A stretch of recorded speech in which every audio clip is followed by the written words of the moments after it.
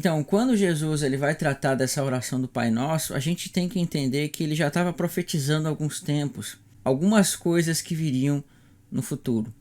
E a gente vai analisar mais especificamente quando ele diz assim: livra-nos da tentação, né? Essa parte que vai ser o cerne do vídeo, tá? Essa parte vai ser o cerne do vídeo porque ele está tratando de coisas que nós deveríamos passar assim como ele passou, que é a hora da provação, para que Deus nos livre do mal, tá? Então você vai ver o quanto é importante isso. Então a gente vai olhar para essa palavra específica que é a tentação e a gente vai tentar entender ela mais profundamente aqui, tá bom? Quando nós chegamos aqui no contexto da oração do Pai Nosso, que vai estar em Mateus capítulo 6, a partir do verso 9, a gente pode perceber algumas coisas muito importantes aqui. A primeira delas é que ele vai trazer uma sucessão de tempos aqui. Não necessariamente na ordem, mas que vão acrescentar coisas para nós. Então veja bem essa primeira parte. Portanto, vós orareis assim: Pai nosso que estais no céu, santificado seja o teu nome, tá? Então o primeiro ponto é que ele vai dizer que o nome seja santificado. E esse nome ser santificado, quando você olha nos profetas, ela vai aparecer nos profetas como o dia que Deus vai revelar-se ao mundo, né? Então isso trata também do dia do Senhor, trata da manifestação visível de Cristo. E é desta forma que o nome do Senhor vai ser santificado, quando Cristo se manifestar em glória. Esse seria um primeiro ponto. Aí você teria que olhar para Ezequiel, para Jeremias, para Obadias e uma série de profetas que trazem essa revelação. E um segundo ponto, quando nós olhamos, é que diz assim: venha o teu reino e faça-se a tua vontade, assim na terra como no céu. Então, quando ele fala assim, faça-se a tua vontade, assim na terra como no céu, perceba que o tempo aqui já está tratando de coisas mais excelentes, porque ele diz, né, explicitamente ali para nós. E isso aponta para nós explicitamente Daniel capítulo 2, que aponta aquela pedra vindo do céu, e também com Daniel 7, quando nós vemos aqueles animais que apontam para reinos, né? Quando vem o ancião de dias e faz justiça aos santos, ou quando aquela pedra mesmo bate lá e destrói todos os reinos que estavam tipificados naquela estátua, e você vê que o reino de Deus é estabelecido ali, tá? Então quando ele fala venha o teu reino, veja, Cristo diz assim que o reino de Deus ele não se manifesta de forma visível, não se manifesta de uma forma que as pessoas possam ver. Isso no primeiro momento, porque no primeiro momento esse reino ele se manifesta de forma espiritual, né? Quando o Espírito Santo habita em você, mas no segundo momento esse reino sim ele se manifesta de forma física. Então quando ele fala vem o teu reino, é nesse sentido, tá? Então, quando ele diz vem o teu reino, tem este princípio: e faça-se a tua vontade, assim na terra como no céu, representa justamente o momento do tempo estabelecido. Quando diz que Deus santifica o nome dele, fala da manifestação de Cristo para a santificação, mas quando diz quando venha o reino, é o estabelecimento do reino. Então a vontade de Deus ela vai ser feita na terra como no céu. Mas aqui nós vamos ver um outro detalhe que é muito importante. O pão nosso de cada dia nos dai hoje. Obviamente aqui tem um princípio para nós, irmãos, que é importante, que é o princípio de Deus vai suprir as nossas necessidades. Mas por um outro ângulo, ele está fazendo uma ligação com o quê? Com o maná, que era dado todos os dias.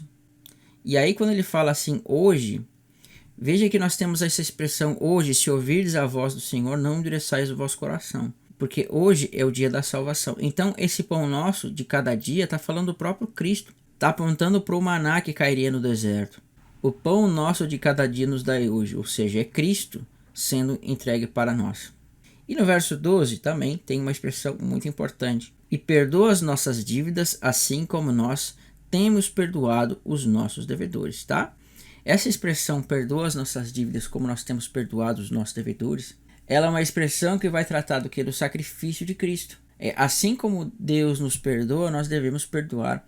Senão nós seremos como daquela parábola onde havia um rei, e este rei tinha um servo que lhe devia 10.000 denários. E este servo lhe devendo 10.000 denários, né, ele não perdoou o seu servo quando foi perdoado pelo aquele rei uma dívida que, se não me engano, era 100 denários. Né?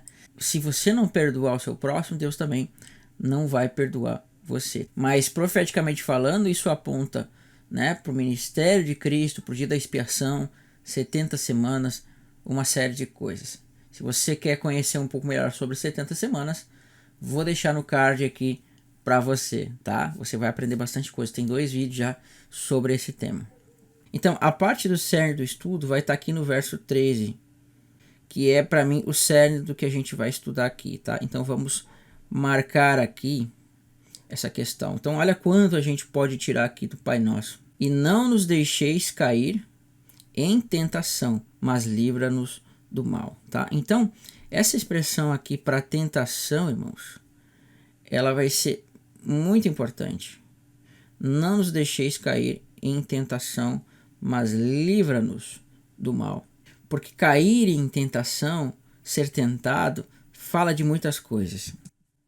Irmãos, na palavra, o ser tentado não é necessariamente você ter que lutar contra uma cobiça, não é necessariamente você ter que lutar contra um pecado, mas às vezes é você lutar contra uma situação. Como assim, irmãos? Como lutar contra uma situação? Né? Eu acho que talvez ninguém tenha escutado isso ainda, mas é verdade. Lutar contra uma situação não é que você tenha que lutar lá e necessariamente vencer uma situação.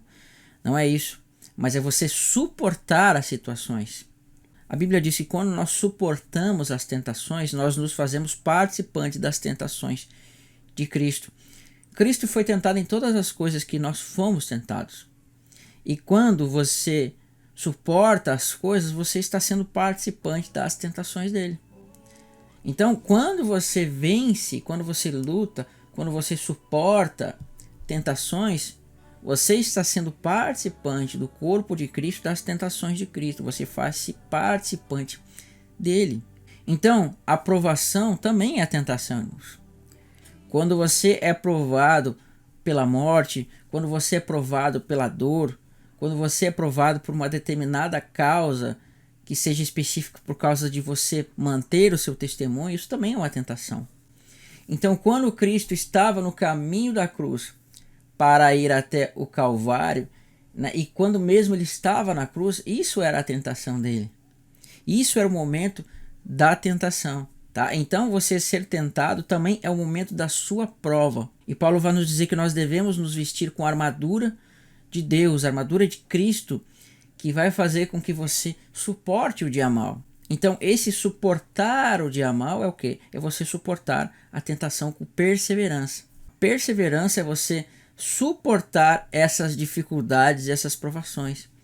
Então, quando Cristo fala que não nos deixeis cair em tentação, ele está pedindo que para que não venham provas sobre nós, para que as provas nesse sentido sejam tiradas. Contudo, eventualmente sim, nós passaremos por prova porque é necessário a prova para os filhos de Deus. Quando Cristo ele estava lá no Getsemane, ele pediu assim para o seu pai: Pai, se possível, passe esse cálice de mim, mas que seja feita conforme a tua vontade. Veio por 3 vezes, ele fez isso. E Deus não passou aquele cálice dele. Era uma prova que era necessária, tá? Então, quando você ora para Deus, para ele te tirar da tentação, em alguns momentos ele vai fazer isso. Mas em outros vai ser necessário, tá? Livra-nos da tentação. Livra-nos da hora da prova. Isso é o contexto que o texto vai dizer para nós. Então, agora nós vamos ler um texto que é muito importante, que é justamente sobre isso que eu estava falando, do Getsemane, né? Quando nós olhamos para Mateus 26, nós vamos ter textos aqui muito importantes a partir do verso 36, tá? Então, o Getsemane vai ser o momento que vai estar falando dessa aprovação de Jesus. E é este momento onde Deus ele não vai querer livrar Cristo deste momento. Por quê? Porque era um momento necessário que Cristo deveria passar por todos nós. Amém? Então, vamos ler do verso 36 até o verso 46. Vamos anotar as partes mais importantes aqui deste texto. Em seguida, foi Jesus com eles a um lugar chamado Getsemane. Getsemane é muito importante, já vou explicar. Em seguida, foi Jesus com eles a um lugar chamado Getsemane. E disse a seus discípulos: assentai-vos aqui enquanto eu vou ali orar. E levando consigo Pedro e os 2 filhos de Zebedeu, começou a entristecer-se e angustiar. Então, Jesus ele entristecia-se e angustiava. Então, não há problema quando a prova vem você se entristecer e angustiar. O problema é quando você não permanece firme nela, depois de você ter o pleno conhecimento do que se trata. Então no verso 38 ele vai dizer: então lhes disse, a minha alma está profundamente triste até a morte. Ficai e vigiai comigo. Olha que interessante, né? Então, a expressão vigiar, ela está associada com a expressão orar. Então, vigiar, ele é uma associação com orar, tá? Nós não podemos fazer esta separação. Eu vou até marcar aqui para os irmãos depois fazerem também esta ligação, tá? Aqui, orar vai estar sempre ligado com vigiar e vice-versa. E vai dizer mais: adiantando-se um pouco, prostrou-se sobre o seu rosto e orando, dizendo: meu pai, se possível, passe de mim este cálice. Olha que interessante. Todavia, não seja como eu quero, e sim como tu queres. Veja, então você precisa entender que se nem o Filho de Deus, Cristo, foi ouvido neste momento, porque era necessário que ele passasse por isso, era necessário que se cumprisse o plano, vai haver momentos que vai ser necessário que você passe pela prova, para que você seja aperfeiçoado, para que você tenha um galardão maior. A Bíblia diz que Cristo se fez homem por nós, para que através desse se fazer homem ele pudesse morrer por nós. Imagina se isso não tivesse ocorrido. Deus poderia ter livrado ele dali. Deus poderia ter tirado ele daquele momento. O próprio Cristo poderia ter fugido, mas ele foi firme até o final, concluindo o seu testemunho. Tá? Então, quando Deus colocar uma prova na sua vida, irmão, seja fiel a isso que Deus propôs para você, porque lá no final vai redundar em glória para a sua vida, né? E isso vai trazer glorificação ao nome de Deus. Por isso é muito importante a prova, a tentação, né? Então Cristo ele foi fiel neste propósito até o final. Então seja fiel também ao propósito que Deus colocar em sua vida. E interessante é que aqui você vê que ele diz assim: Pai, passa de mim esse cálice. Então veja, Cristo ele vai tomar o cálice aqui da salvação, conforme vai estar nos Salmos, e esse cálice da salvação lá no futuro ele vai ser cobrado dos ímpios, né? Cristo tomou o cálice da salvação, que foi o passar pela morte, foi o passar pela tortura, mas esse cálice tem um preço, ele vai ser cobrado dos inimigos lá no final. Então a igreja também vai tomar esse cálice no final dos tempos, ou seja, ela vai passar pela prova através de provações, de tentações, de uma série de coisas. Então Cristo pede para se passar esse cálice. Todavia não seja como eu quero, e sim como tu queres. E tem pessoas que querem determinar a vontade de Deus. Eu determino. Não funciona assim com Deus. Tá, irmãos? Com Deus não funciona isso. Eu vou determinar isso, eu vou determinar aquilo, né?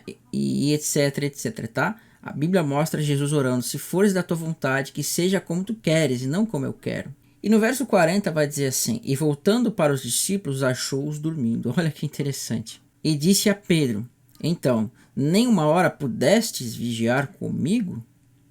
Lembra que nós estávamos fazendo essa ligação de vigiar com orar? Então olha que interessante. Pedro estava tomado de sono e ele não pôde, né, vigiar, porque eles foram achados dormindo. E mais uma vez ele vai repetir no verso 41. Vigiai e orai. Saiu meio torto ali, mas tudo bem. Para que não entreis em tentação. Olha que interessante. O espírito, na verdade, está pronto, mas a carne é fraca. Então, olha que tremenda revelação que Cristo vai nos dar. E isso vai fazer nós entendermos muitas coisas, né? Ele fala que vigiai e orai mais uma vez. Para quê? Para que não entreis em tentação. Então, quando Cristo fala: não nos deixeis cair em tentação, mas livrai-nos do mal, veja, está ligado com este vigiai e orai. Então, quando você não quer cair em tentação, saiba que você tem que orar. A sua oração é muito importante para que você, além de não cair na tentação, você não naufrague na tentação, né? Para que você não afunde nessa tentação. E aí você percebe que Cristo, naquele momento que era a noite, eles estavam à noite no Getsemane, os demais apóstolos, junto com Pedro, estavam dormindo.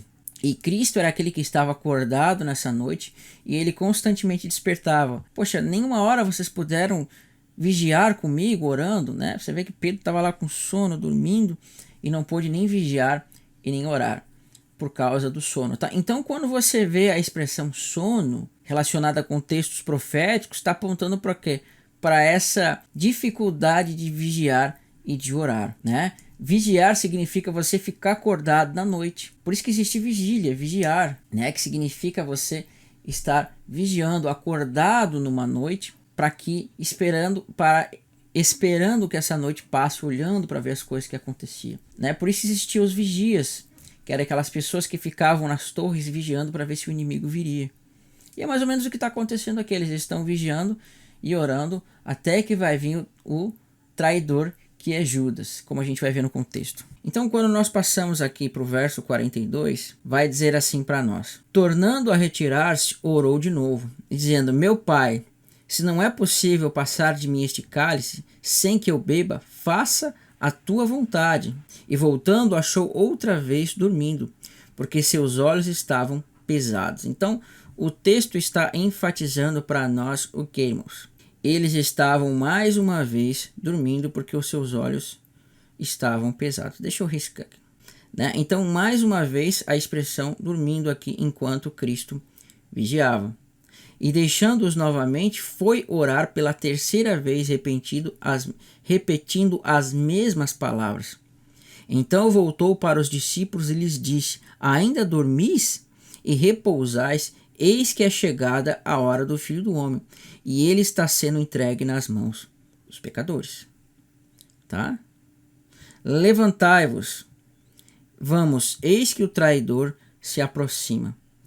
Então, olha algumas coisas muito importantes aqui, tá? Aqui já é um contexto profético. Lembra que Cristo fala assim: livra-nos da hora da provação? E aqui você vê que está chegando a hora da provação, a hora da tentação, o momento da tentação de Cristo. E ele diz assim: é chegada a hora do Filho do Homem. Por que é chegada? Porque é o momento que Cristo passaria pela prova. E neste momento ele pede para os discípulos: vigieis e oreis. Mas nem por um momento poder vigiar, né? Eis que se aproxima o traidor. Então, irmãos, esse contexto ele tem uma ligação com a parábola das 10 virgens. Ele tem uma ligação com a parábola das 10 virgens. Veja, todas as virgens dormiram. E aqui você vê que todos os apóstolos dormiram. E Cristo era aquele que estava acordado nessa noite porque ele estava vigiando e orando. E ele constantemente despertava os apóstolos dizendo: nem por uma hora pudesses vigiar comigo? Então ele vai despertando durante 3 vezes. E na terceira vez você percebe que ele diz assim: levantai-vos, porque eis que é chegada a hora do Filho do Homem e o traidor vem. Percebe então, o momento desse levantar dos apóstolos é o momento quando o traidor vem. E isso é uma tipologia para nós, que quando aquelas virgens se levantam também, é o momento que, né, o traidor também virá.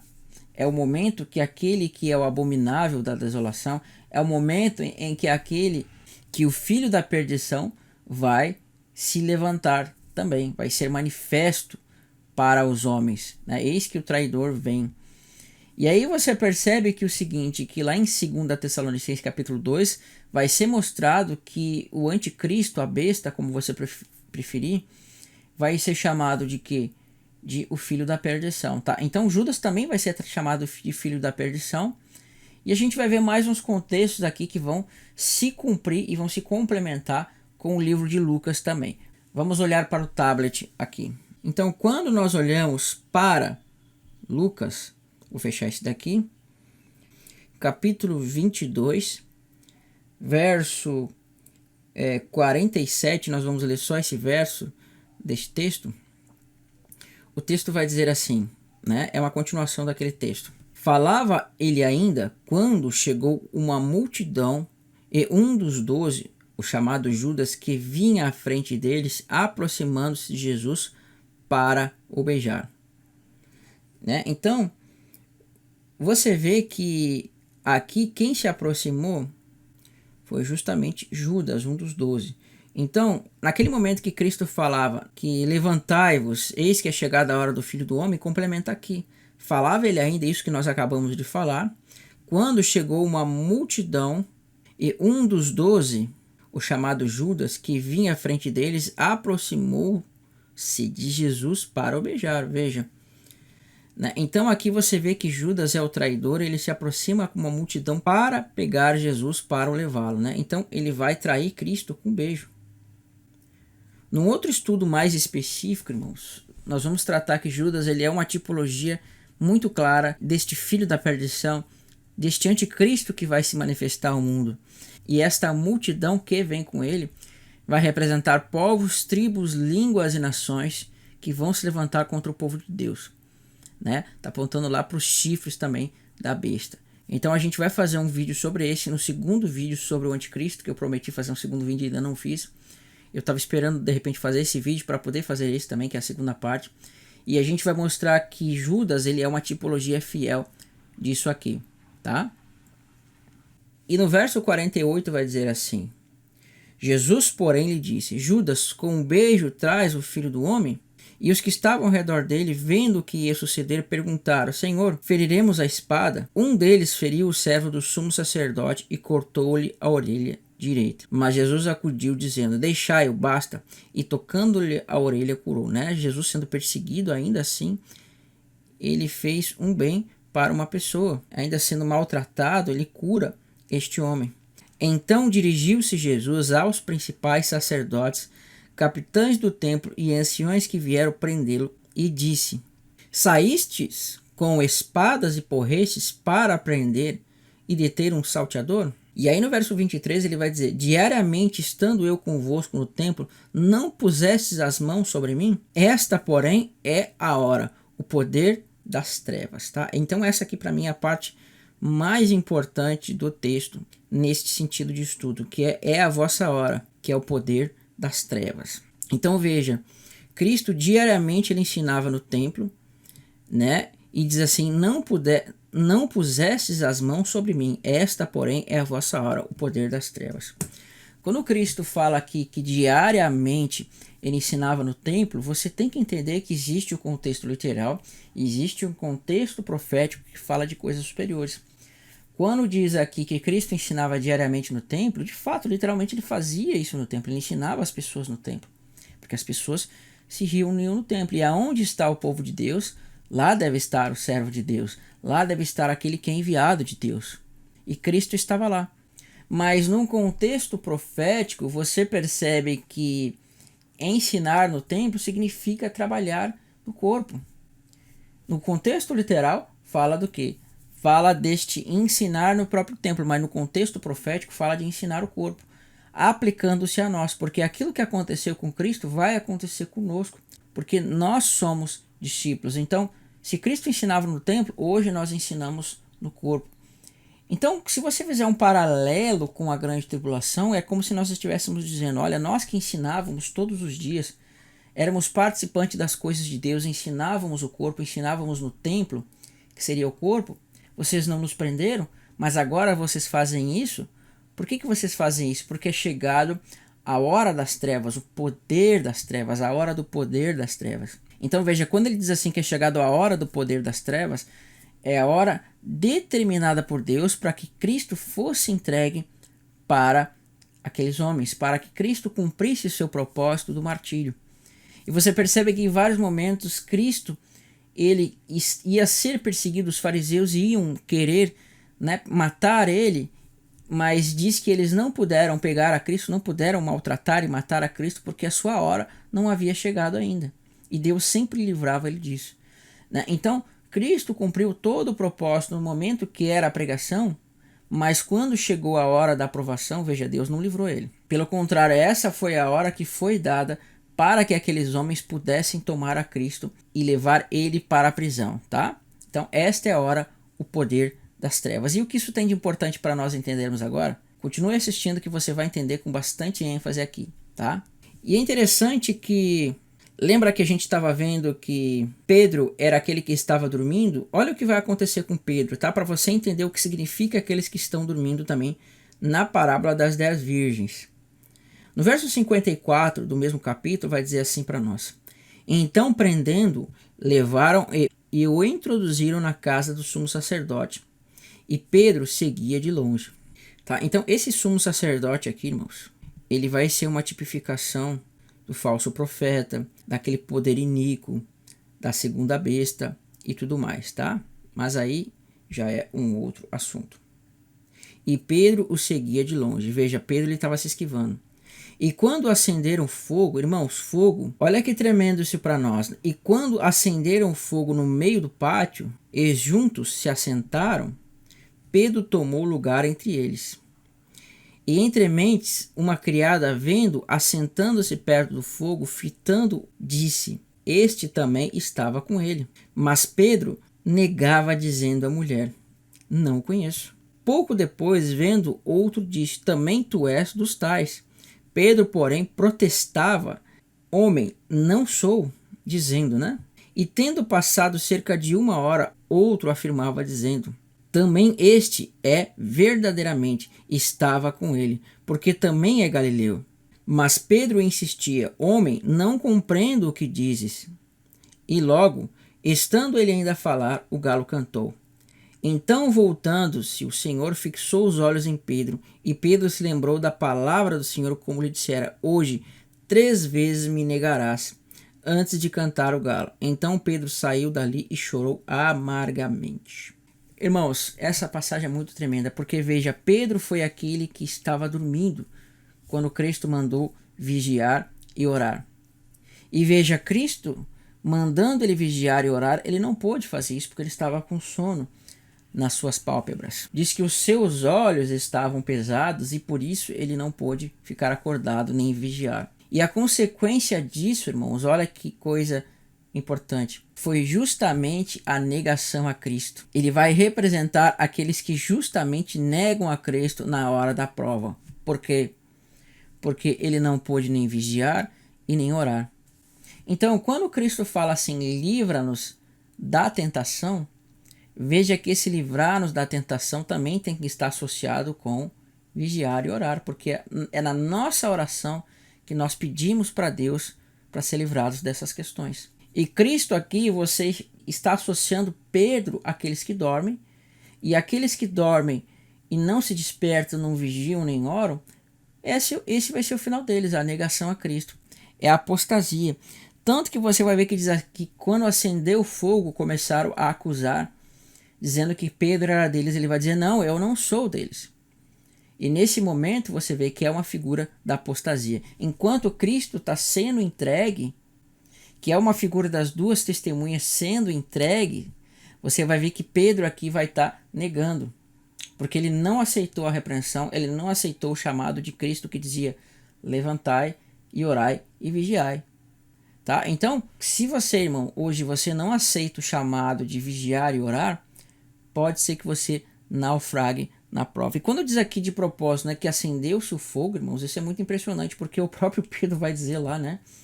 É impressionante que o próprio Pedro diz assim na carta dele, né, que vão ter mestres falsos e que até negar o Senhor Jesus vão. E ele vai dizer assim que quando acender um fogo no meio de vós, como coisa muito excelente, querendo vos provar, não vos assustei, né? E ele fala que aquele é o momento que a nossa fé vai ser provada como ouro puro. E aqui no momento que o fogo se acendeu, que é uma tipologia da provação, da tribulação, ele não suportou a prova, né? Então aquilo que ele tropeçou, ele fez, tá? O Senhor perdoou ele disso, né? O Senhor perdoou ele porque foi na ignorância, foi na falta, né? Era um contexto que havia se cumprir. Mas a apostasia, afinal, vai ser um contexto que não vai haver volta, tá? A gente vê isso em outro momento. Então, quando Cristo ressuscita, você vai ver que uma das primeiras coisas que ele fala assim, vá aos outros, né? E também a Pedro.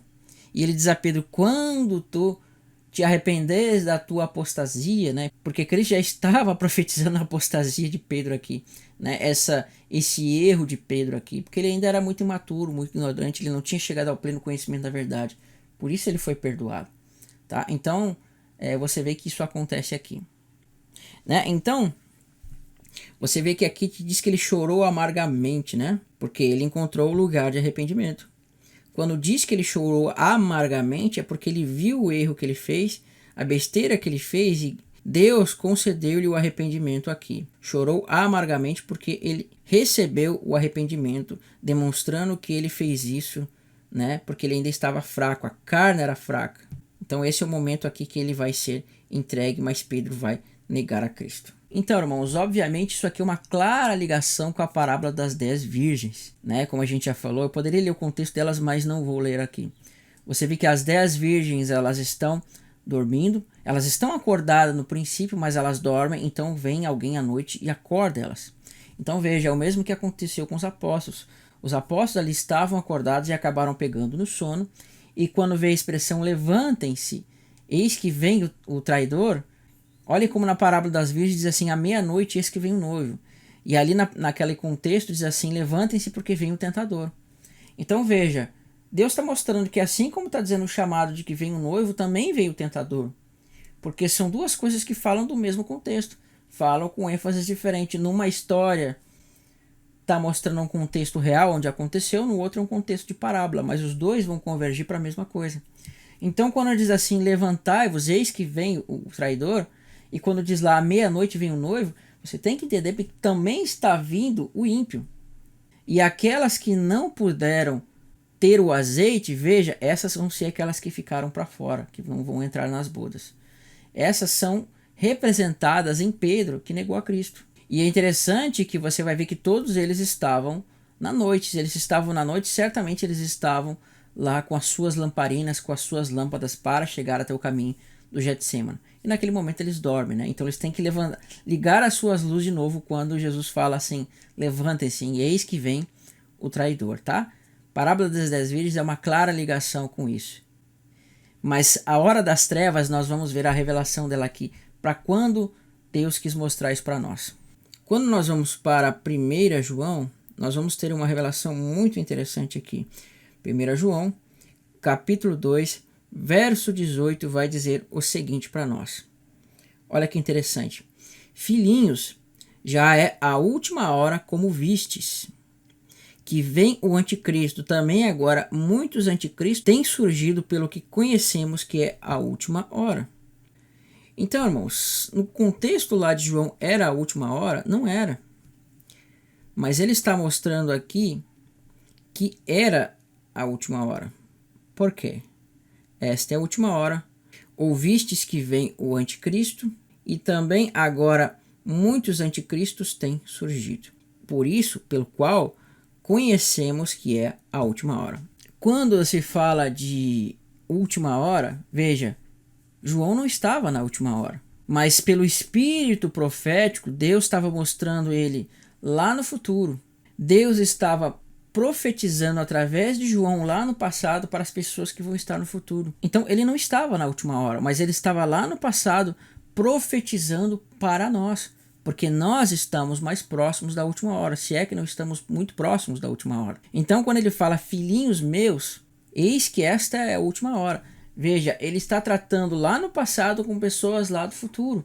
Sabeis que vem o anticristo, porque esta é a última hora. Então ele estava tratando com pessoas que estariam lá no final. Mas ele fala, vocês sabem que vieram muitos anticristos, que existem, que vêm muitos anticristos. Por quê? Porque todos aqueles que negam a palavra de Cristo, porque todos aqueles que negam, né, a doutrina de Cristo, todos aqueles que pervertem, que são falsos profetas, eles são anticristos também. Eles são falsos profetas, porque eles carregam sobre si o espírito anticristo. Mas vai vir um momento que o anticristo vai se manifestar. E esta vai ser o quê? A última hora, que é justamente o que nós vemos na parábola das 10 virgens. À meia-noite, eis que vem, né, o noivo. E também Cristo fala, este é o poder das trevas. Por quê? Porque aquela era a hora em que o Filho do Homem ia ser entregue. Então quando ele fala aqui, da última hora sabeis que vem o anticristo, é o momento em que nós seremos entregues, nesta última hora. E é neste momento que a gente vai orar, Senhor, livra-nos da tentação. Por isso você vê a mulher indo para o deserto e aí vai se cumprir. O pão nosso de cada dia nos dai hoje, você vê? Livra-nos da tentação e o pão nosso de cada dia nos dai hoje, porque Deus ele vai aí sustentar as pessoas com pão nosso, ou seja, com Cristo, que é o nosso pão que desceu do céu e é nos dado todos os dias, para que se cumpra aquilo, nem só de pão viverá o homem, mas de toda a palavra que procede da boca de Deus, ou seja, o pão nosso de cada dia. Então, agora, quando nós entendemos isso, irmão, Agora nós podemos ir para Apocalipse 3:10. Olha que interessante. Porque guardaste a palavra da minha perseverança, também eu te guardarei da hora da provação. Que aqui no grego também pode ser da hora da tentação. Que há de vir sobre o mundo inteiro para experimentar os que habitam sobre a terra. Mas por que eles vão ser livrados? Porque eles guardaram a palavra da perseverança. Por isso eles vão ser livrados da hora da provação. E qual era essa palavra da perseverança? Vigieis e oreis, para que não entreis em tentação.